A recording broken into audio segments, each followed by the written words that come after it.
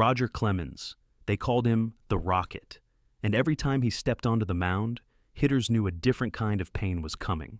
With a fastball like a missile and a glare that could burn through steel, he dominated the game, winning 7 Cy Youngs, striking out nearly 5,000 batters, and throwing heat well into his 40s. But as time marches on, memories fade. People forget how truly terrifying, how utterly unstoppable, and how profoundly controversial he was, forever changing the very fabric of baseball. Now, it's time to remember the man who pitched as if every hitter was a personal enemy. This is the legend of Roger Clemens. Before he earned the moniker the Rocket, he was simply Roger, a freckled kid from Dayton, Ohio, whose eyes held an untamed fire and a quiet hunger for greatness. He wasn't born into baseball royalty. His early years revealed an intangible drive, something that couldn't be measured. For young Roger, baseball wasn't a career path, but an escape, a way to feel powerful in a world that often made him feel anything but.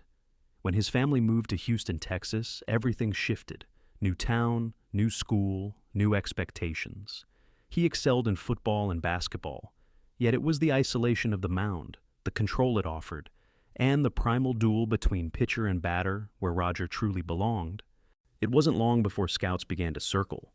At Springwoods High School, Clemens transformed backyard dreams into undeniable dominance, becoming the talk of Houston. He possessed not just a live arm, but an imposing presence, pitching with an intensity that made hitters deeply uncomfortable. Coaches whispered his name, reporters filled notebooks.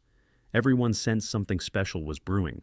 The New York Mets even drafted him in 1980, but Roger didn't sign. He knew deep down he wasn't ready. Not yet. He sought more, choosing the University of Texas to sharpen his edge. Under Coach Cliff Gustafson, nothing was given. Every start, every inning, every mound visit had to be earned. In Austin, he evolved into a college baseball warlord, a terrifying presence in burnt orange who led the Longhorns to a College World Series title in 1983. For his efforts, he claimed the Golden Spikes Award, college baseball's equivalent of the Heisman, solidifying his bet on himself.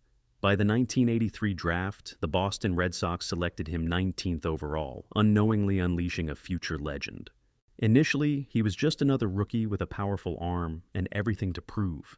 But Boston quickly recognized Clemens was different, arriving with a chip on his shoulder the size of Fenway's Green Monster. By 1986, he owned the big leagues, posting a 24-4 record, a 2.48 ERA, and striking out 238 batters. 24 wins in the steroid-free 1980s wasn't just impressive, it was extraordinary. Clemens didn't merely get hitters out. He humiliated them, reducing all-stars to bystanders and MVPs to bewildered rookies. That year, he not only claimed the Cy Young, but also the AL MVP, a feat almost unheard of for a pitcher. But Roger Clemens was no normal pitcher. He was the one who looked at MVP voting and declared, "Why not me?" For the next decade in Boston, Clemens pitched as if he were at war with the batter, the umpire, and sometimes even himself. He earned 3 Cy Young Awards and 8 All-Star appearances, transforming Fenway Park into his personal battlefield and the strike zone into his sacred territory. Every time he took the mound, fans knew they were witnessing something brutal, beautiful, and utterly rare. This was pure power. This was the rocket taking off. Then, the storm hit.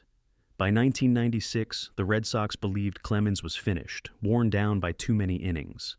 They let him walk, but they didn't know Roger Clemens. That's precisely when his second act began. He signed with the Toronto Blue Jays in 1997 at 34, an age when most pitchers contemplate retirement or long relief. But this was the Rocket.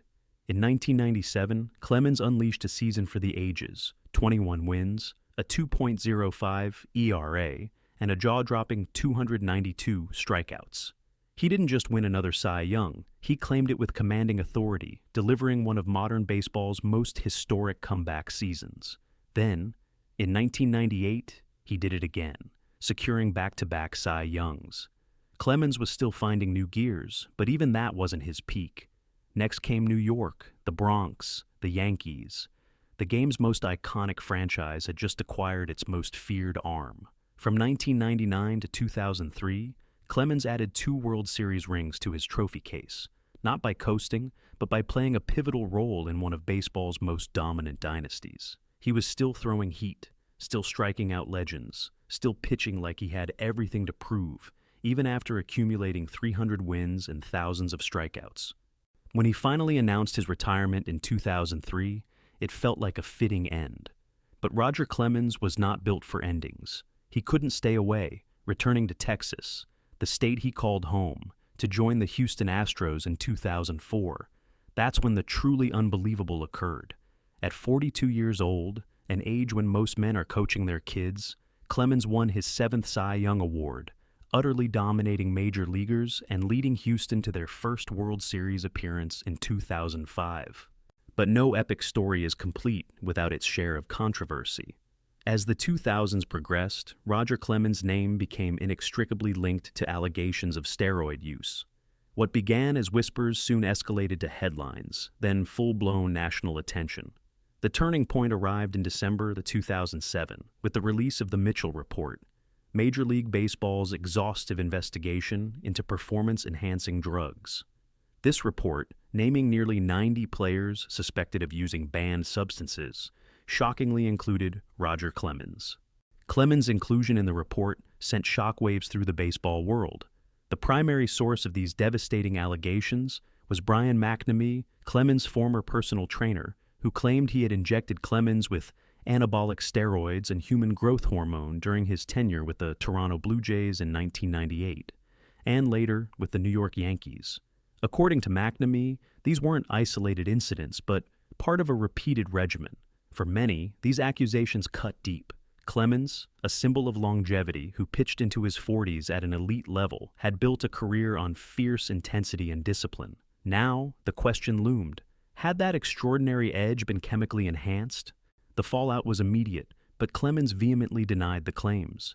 Weeks after the Mitchell Report's release, he appeared on 60 Minutes, unequivocally stating he had never used steroids or HGH, asserting that McNamee's injections were solely B12 and lidocaine for recovery. However, the story was far from over. In early 2008, Clemens voluntarily testified under oath before the House Committee on Oversight and Government Reform, reiterating his denial, a rare and intense moment in sports history. His longtime friend and teammate, Andy Pettitte, also testified, revealing Clemens had once admitted to HGH use in a private conversation. Clemens disputed this, suggesting Pettitte had misremembered. This stark contradiction created immense tension, as both men, once bound by trust, now offered conflicting accounts under legal scrutiny. As the investigation intensified, Clemens was referred to the Department of Justice for possible perjury. In 2010, he faced an indictment on 6 counts, including perjury, making false statements, and obstruction of Congress. An extraordinary fall from grace for a titan of the sport. His first trial in 2011 ended in a mistrial. A second trial in 2012 saw Clemens' legal team aggressively argue McNamee's lack of credibility, highlighting inconsistencies and a dearth of direct evidence. Clemens did not testify, but after a lengthy, highly publicized proceeding, he was acquitted on all counts. He walked out of court legally vindicated, yet in the court of public opinion and within the hallowed halls of Cooperstown, the case continued to linger. Clemens became eligible for the Baseball Hall of Fame in 2013. For over a decade, his name consistently appeared on the ballot, each time igniting fierce debate. His staggering statistics, 354 wins, over 4,600 strikeouts, 7 Cy Young Awards, presented an undeniably compelling case. Yet, voters remained deeply divided. Some argued his association with the steroid era, even without a conviction, irrevocably disqualified him. Others contended that no era of baseball could be understood without its full historical context. In his final year of eligibility in 2022, Clemens garnered 65.2% of the vote, falling short of the 75% required for induction. Through it all, Clemens has remained steadfast in his denial, continuing to appear at public events and charity functions, occasionally speaking about his case. He insists his career was built on relentless hard work, not shortcuts. While the shadows of controversy never fully erased his legend, they undeniably complicated it. Because that's the true essence of Roger Clemens. He was complicated. He desired to win, to dominate, to etch a mark so profound on the game that no scandal could ever truly diminish it. Regardless of whether he ever enters Cooperstown, you cannot tell the story of baseball without him. He was the rocket, built to burn bright and fiercely until the very end. Thanks for watching. Do you think Roger Clemens deserves a place in the Hall of Fame? Let us know in the comments below. If you enjoyed this deep dive, please like and subscribe for more of baseball's craziest stories.